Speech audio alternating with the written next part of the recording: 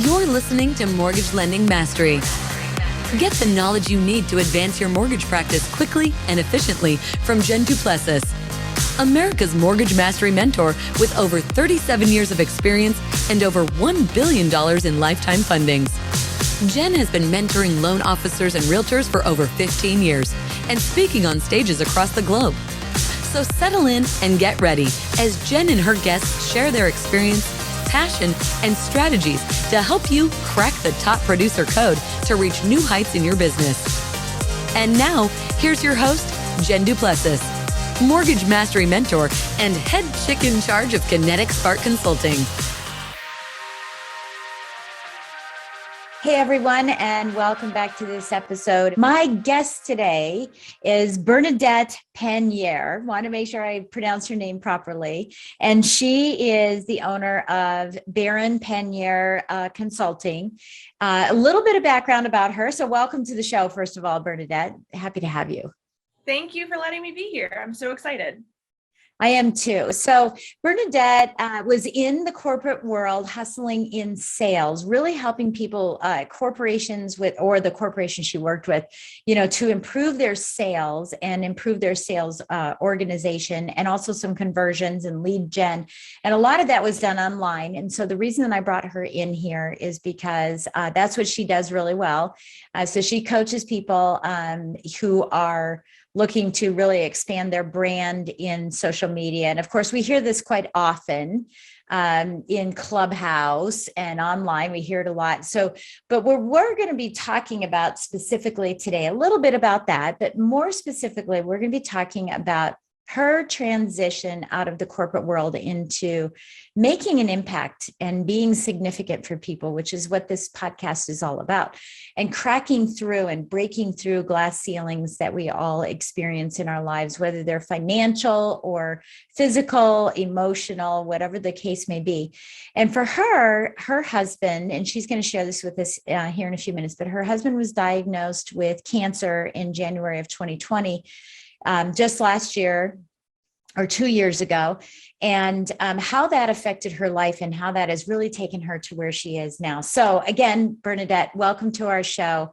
Tell us a little bit about your past, the corporate world. Let's look about the success that you had, and then we'll talk about the transition into significance.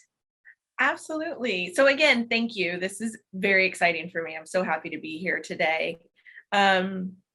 And for me, I was young in my 20s, and I wanted a job that was going to be exciting and fun. And I was offered a sales position early on, in my early 20s, and I was reasonably good at closing deals. I was comfortable negotiating money. I was comfortable introducing myself to other people and getting out there and finding new clients.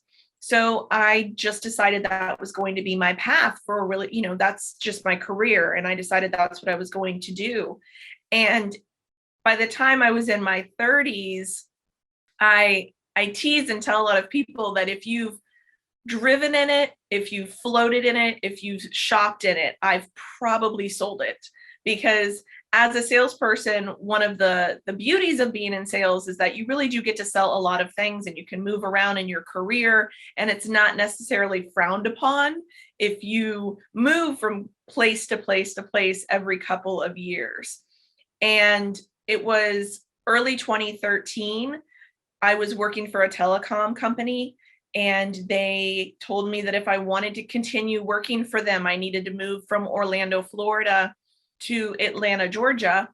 And I was in my mid-30s, and I had lived nowhere other than Central Florida. Like, I was thinking about this the other day. I had lived in the same 30 miles my entire life, except for college. Wow. So I took a leap of faith and thought, okay, well, when else am I not going to be married or in a relationship or not have children? And I can do this, and it'll be an exciting adventure. And if it doesn't work out, I can try something else.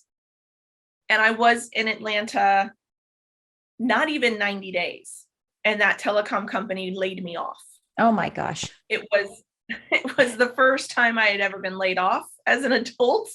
It was the first time I had to make some very adult decisions. Adulting happened in those 90 days, and it was overwhelming, and I was very worried. And I called my father and said, I don't know what to do.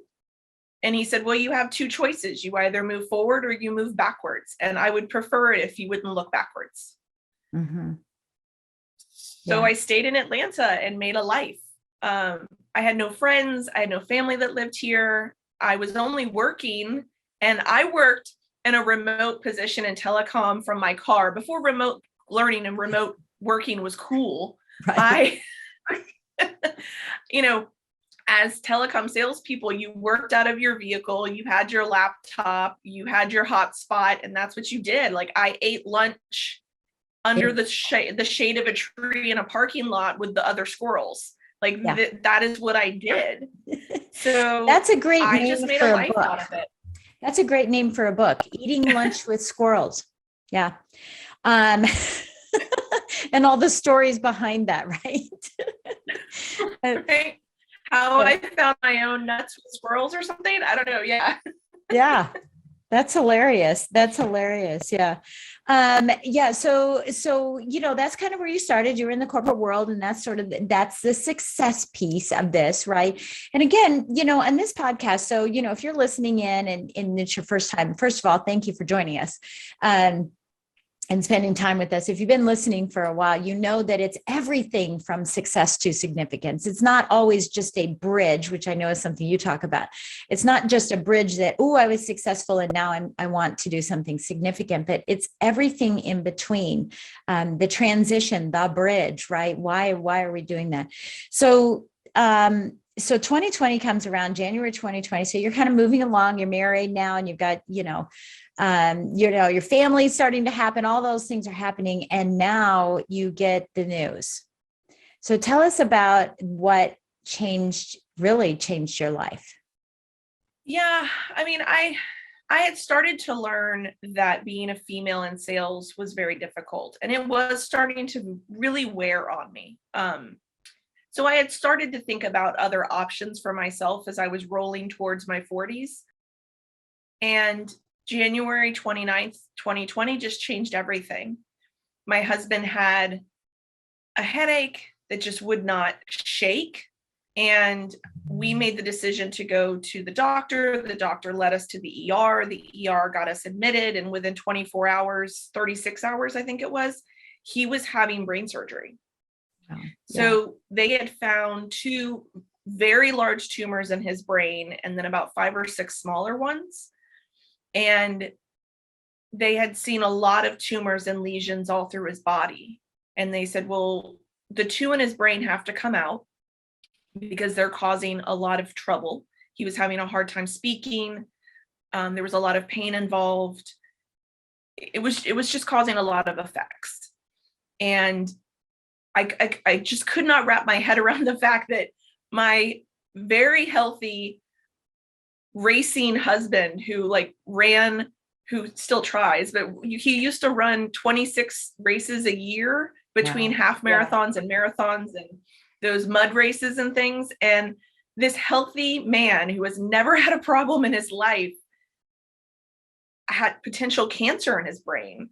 Yeah. And in the midst of me being a wife and caring for him and being a support inside that hospital, I was also trying to work. Like the first thing I asked for to be packed up and brought to me to the hospital was my work laptop. And I could not, at the time, was like, well, I still have to work because I have a job and I have to take care of him. So for the 5 days he was in the hospital, I was working from my laptop and fielding phone calls of my potential clients and my clients and my the leadership team that I was working for. And it was chaos. I was working on no sleep. He was having complications, and I wasn't doing well with it. I say to a lot of my other female entrepreneurs and my friends, multitasking means that you're doing everything badly. Yeah. You need to make sure you focus on the one thing in front of you. So I wasn't being a good supportive wife at that moment, and I wasn't being a good employee at that moment. I was just trying to manage this crisis. Yeah. Okay. Yeah. By the time he got home, I had really it had really came to my attention that my company that I was working for, the company I was working for, did not really care he was sick. Mm-hmm. I was getting more emails and phone calls about where are your numbers? Where are your sales? You're not doing your activities. You're not this, you're not that. And I just had a husband that had brain surgery that we now know is stage 4 cancer. And can you give me a moment? Yeah. Yeah. No kidding. No kidding. And, you and I talked about this, when we first met, because my husband had just gone through something similar with the brain. Right. And, you shared some techniques for me to work on. And that's still an issue. That's for sure.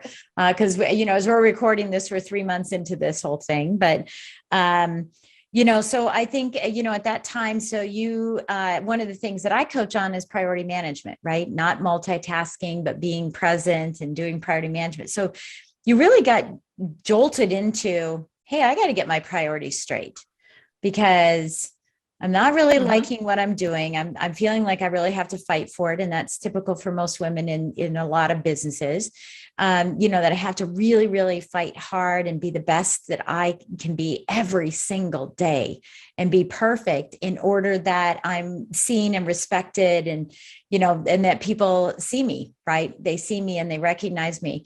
And you all of a sudden had to make your priorities, change. So imagine his recovery was that once he got home, you had to be there as well. And so is that what really started the change? I mean, other than the fact that you had a company that was saying, where in the heck are your numbers? Why don't you care? And you were thinking, why don't you care? But was it instantly that you said, I'm out? Or was it a little progression that it just got worse and worse and it started making you think about that? So help us walk us through that thought process there and what that timeline looked like. Yeah. So I would say it was February 15th. And the only reason I know that is because February 14th, my husband and I were able to go see Tony Bennett in concert. And he was a little wobbly still, but I wanted to get him out. And when we woke up the next morning, I had woken up to a ton of just emails and complaints. And I rolled over and said, I don't want to do this anymore. I'm not taking care of you the way I need to. I'm not taking care of myself the way I need to. And no amount of money is worth this stress. Yeah. And I have made in my career millions and millions and millions of dollars for other people. And at no point, with all the awards and all the Atta girls, at no point was I really of value to them. I was just a number on a bottom line on a spreadsheet. And I knew in my heart of hearts that I could go out and make millions of dollars for myself, teaching the things that I was really good at. So I just looked at him on February 15th and said, that's it, I'm done.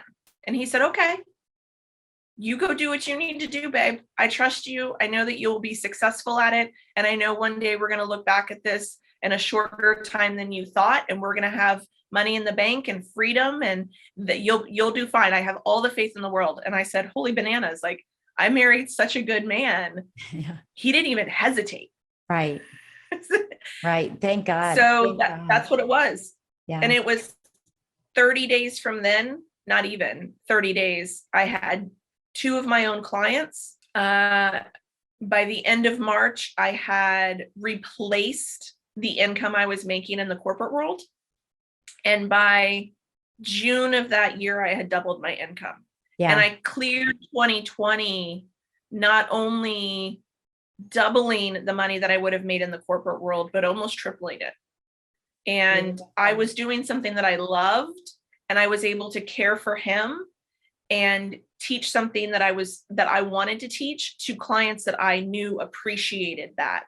And I'm one of the few people that will sit here and tell everyone I'm so grateful for the pandemic. Yeah, I am too. I get it. It gave me an opportunity that I would have never had it not been going on. And I was able to become a global salesperson with my own company. I have global clients because of the pandemic. That might not have been the situation had we were all still in person and doing things and nobody really wanted to get on camera with me overseas. So yeah, and I think you probably would have done what most people do as entrepreneurs, is just kind of work in your general area, go to networking, do those types of things, So tell us how, so obviously the pandemic was good for you. You were able to take care of him. So I know one of the things that you really focus on is the bridge, right? This bridge, and really helping people, bridge their businesses, or get out of the corporate world if that's what they want to do. And this entire podcast is about those types of transitions that people have, and how they really get to do the things that they want to make an impact, which is why I named the book Impact, right? Impact, and make a significance in the world and leave their mark in the world. So what are you doing now to create that significance for your clients? I call it the bridge to freedom. And it's a piece in my coaching that is a physical chapter in my coaching program, which is the bridge to freedom. And that freedom can be different for everybody. It can be financial freedom. It could be time. It could be so many different things. But for me, what I want everyone to know is that while there are plenty of people out there that are entrepreneurs and have ideas to sell and widgets to sell, and they're creative, not everyone needs to be an entrepreneur to still have that bridge to freedom. Sometimes it's just managing your life in a better way, and learning the skills to be able to not be so time sucked. Yeah. And prioritizing those situations. And you and I had talked offline about this, and we touched on it a little bit again. Multitasking is just dangerous. Yeah, it is. Focus on the thing in front of you and then move on to the next task. You will be quicker at it. You'll be more efficient. You'll be better at it. And those tasks will become better because of those things. Because I've gone back and looked at moments where I'm texting and emailing at the same time, and both of them look crazy. So yeah. I just stopped and sent the email and then responded to the text. It would have looked better. Yeah. And it is more, I mean, you get more done because, people say all the time, how do you get so many things done, Jen? And, it is the priority management, that single tasking that's so important, for people. So in your coaching, before I ask about that, who was your mentor? I mean, who are you surrounded with that helped you through this process? Because I think a lot of people think, well, especially we're still sort of in the pandemic, people are still, working from home. There's still those types of things going on.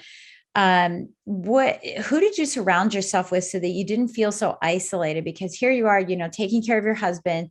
No one can really come by your house, even if they're not sick. There's a concern for your husband's health because he's got an underlying condition. And so here you are just all by yourselves, and you're trying to work on your business, take care of him. Who did you surround yourself with to help you stay motivated and mentored and figure out how to put things together?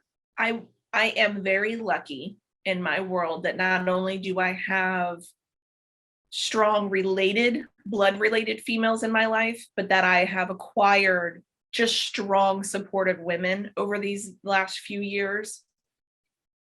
My number one support 100% was my mom. Even though my parents could not cross a state line and come care for us and help us and be there, my mother was always there. Mm-hmm. And that was so important for me because as a wife, I needed another wife to talk to that had gone through cancer. My father had cancer and survived, and I needed that. I needed to talk things out with her. But I was also very lucky. I have supportive women here in Atlanta. Our neighborhood rallied around us like I've never seen before. I know all of my neighbors now. They would drop off pizza and wine and fruit, and they've shown up for birthdays and anniversaries and big moments for us, and like sat out in the front yard. And stayed 25 feet away, but wanted to make sure that we knew they were there for us. And I have mentors in my life, female mentors in my life, that have been there for me prior to this moment, and then just really, really dug in deep during this moment of mine. And it was very helpful to have other women around, because just going through this process as a young wife is very lonely. When we walk into a room, we are usually the youngest couple in it when it comes to the type of cancer he has. Yeah. So there isn't a lot of bonding that can happen with somebody who's 25 or 35 years older than you, because they don't have the life we have. Right. We had only been married 4 years. We had not started a family. So we were really new in this situation. We were still working out our marriage. Right. When he got sick. Wow. So, and I was lucky, and I tell people that it was hard. It would have been hard to go through that time without the pandemic. The only difference would have been is we would have had people that were allowed to be in the house, be around us, help me with transport, things like that. You're right. I was in a situation where it didn't matter. You couldn't touch us. Right. You couldn't help us. You couldn't come into the home. He couldn't be left alone. So I was always here. And while I'm so grateful because we had all this time, it was a very isolating, very lonely situation. And on top of all of that, as humans, we need touch. Yeah. So in my moments of crisis, when I'm crying like big girls do in the shower, yeah. It at one point was almost 6 months when I realized no one other than my husband had hugged me. Yeah. And that's huge. Yeah. Yeah, that is. Well, and how did you, so you surrounded yourself with some mentors and had, could reach out to them from a business perspective, not only just the personal side, but a business perspective to help guide you, on, hey, I want to make this happen. Where did you find the strength for yourself? I don't know. I really don't. I just kept doing, kept going. Yeah. Yeah. I silo, and I don't recommend it, but I do. I silo. And I said this to a friend the other night because she was like, well, what do you mean you silo? And I said, well, my rice, my barley, and my corn do not intermingle. They all might still make, they still might make bourbon at the end of the day, but they don't commingle the things. So when I was in my care for my husband's silo, that's all I was focused on. And then when I was focusing on business, that's all I was focusing on. And when I was focusing on fun, that was all I was focusing on. And I really tried not to let them commingle. Yeah. And I did everything I could to make memories. Yeah. So we traveled probably more in the pandemic than we did the year prior to. Now, we never left the Southeast. Right. I never traveled more than 6 hours away from the house. But I would rent us places for 2-3 weeks at a time, and we would go to the beach or go to the mountains or do something else because I could still work as long as I had power and Wi-Fi. Right. Yeah, absolutely. And if he was in between chemo radiation treatments or chemo treatments, I would pack us up and we would go. Yeah. So there's just, there's always a silver lining in a lot of a lot of things that we experience. So now you help your clients do the same thing, or do you help your clients who have already made the transition saying, how do I make money online, to ensure that I have business, income coming in, right? And this could be a side hustle for someone as well, right? 100%. I have different types of clients. I have my sole entrepreneurs that need to learn how to sell online. Mhm. It's new to them. Maybe they opened up a LinkedIn or an Instagram account and then they just never did anything with it. But they know that they know that there are clients out there. They just don't know how to go do that.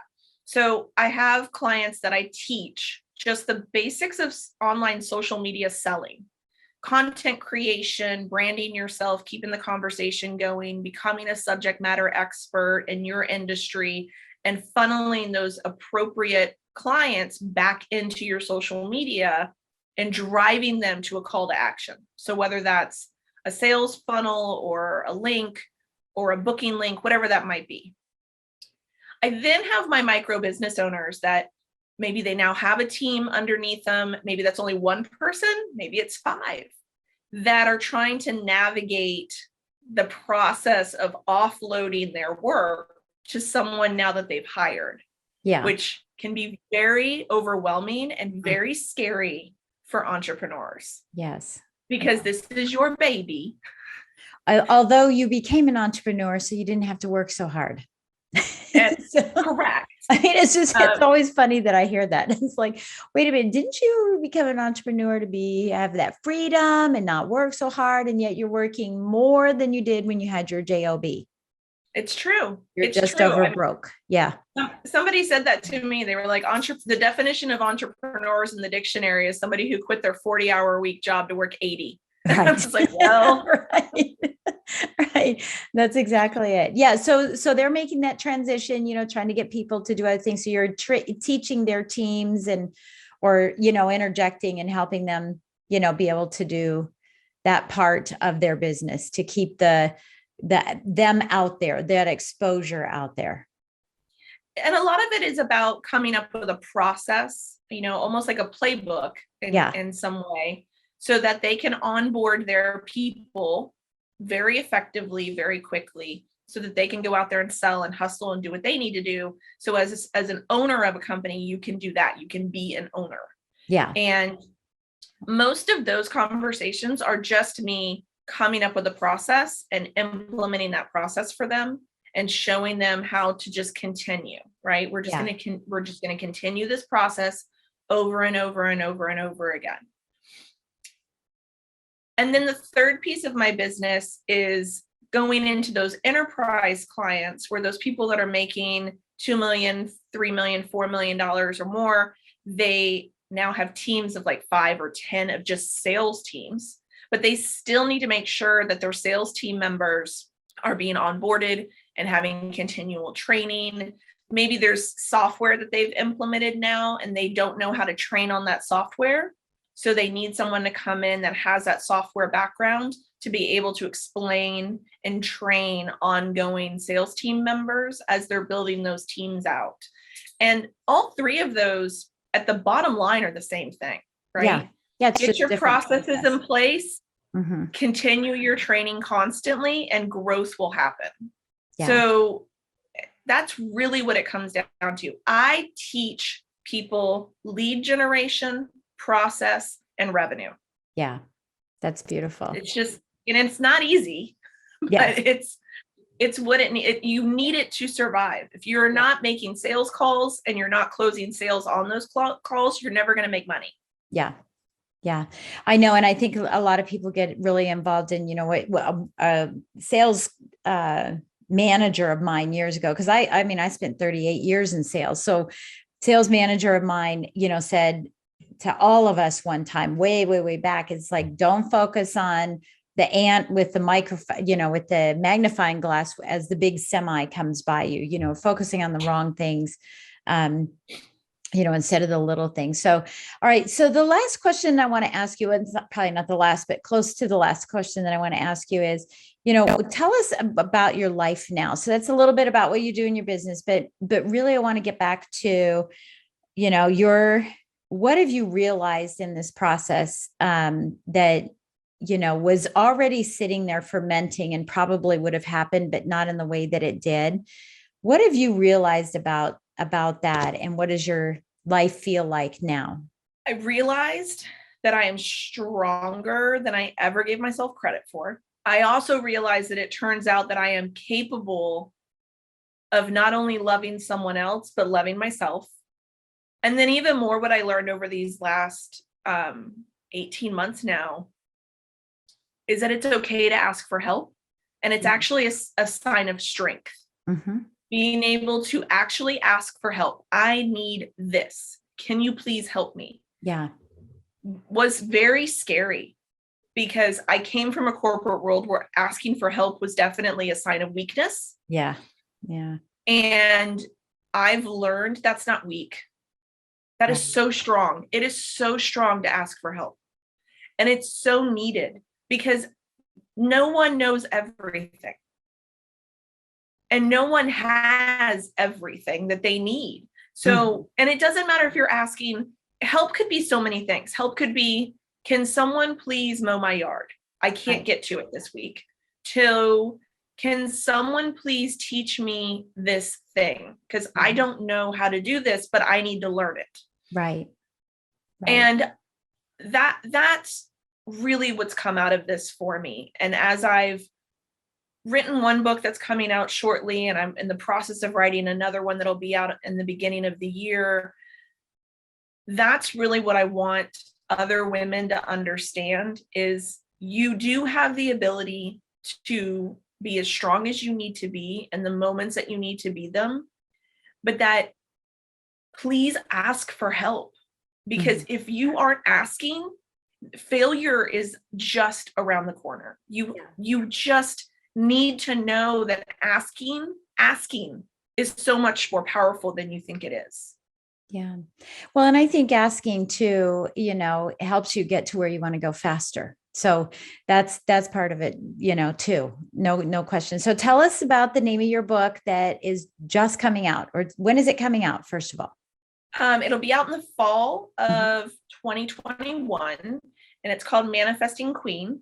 And it's a collaborative book that I'm part of that I'm very, very excited about. So it's my piece of the book is about how I manifested the first 12 months of my career, and what that outcome has been for us, and the life that I am able to lead now because of it.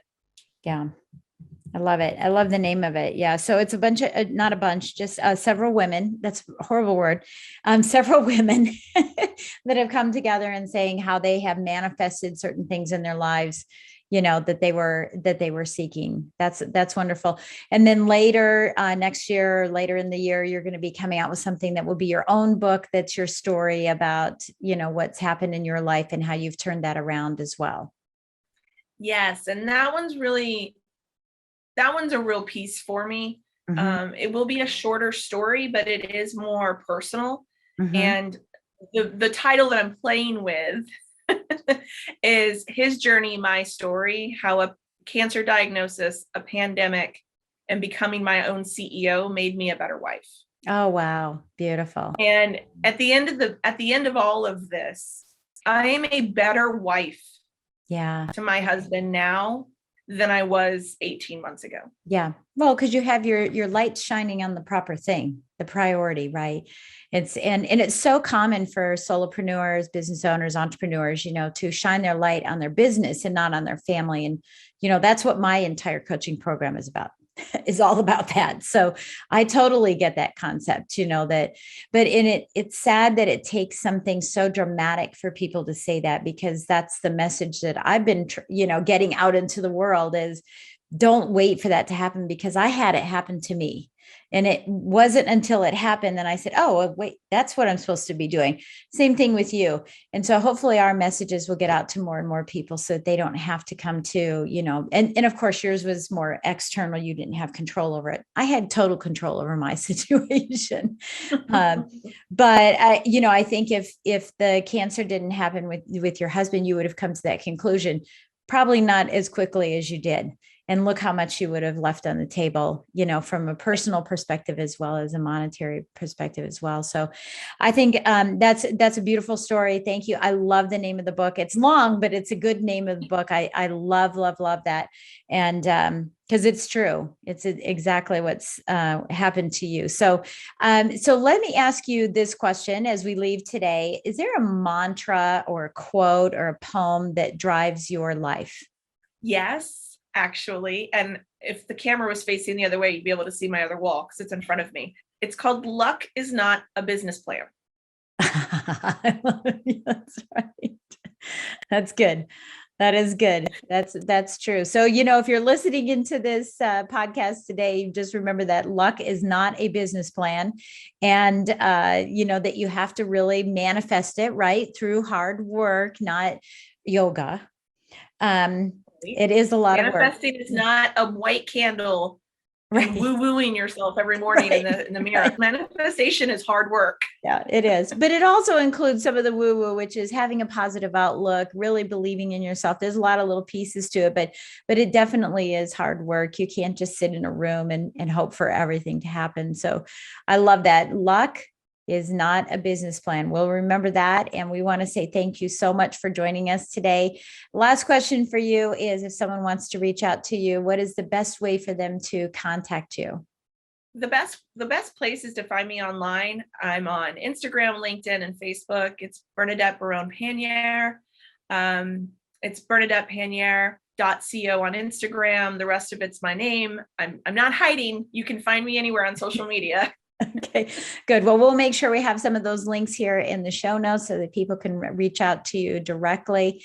And again, I want to say thank you so much for being on our show. And we just wish all the best for your husband and his continued recovery, and the best for you in your business as you continue to grow and learn all about you and yourself in this journey that you're on. So thank you so much for joining us today. Thank you so much for having me. Absolutely. All right. So everyone, thank you again for joining us today on this episode. And we hope that you have enjoyed this. Please take a few minutes to give us a great 5-star rating and make some comments down there. Write a review on what you heard from Bernadette or what you've been gaining from this podcast so that we can continue to get your feedback and learn about what you're looking to find on these shows. And we will talk to you soon. Thanks for listening to Mortgage Lending Mastery. Be sure to subscribe to hear more sales tips, ideas, strategies, and tactics to help you with your personal and professional growth to multiply your results in record time.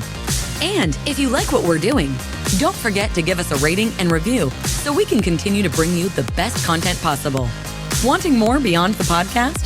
Join our Mortgage Lending Mastery membership community, where you will find extended interviews with our favorite guests, weekly training, tips, and insider secrets, fireside chats with Jen, free content, meet, share, and collaborate with other members, and so much more. Click the link in the show notes to learn more about this exclusive content. Mortgage Lending Mastery is an Industry Syndicate charter podcast. Industry Syndicate is the first podcast network specifically for the mortgage and real estate industries. Get the Industry Syndicate app in the App Store or Google Play today.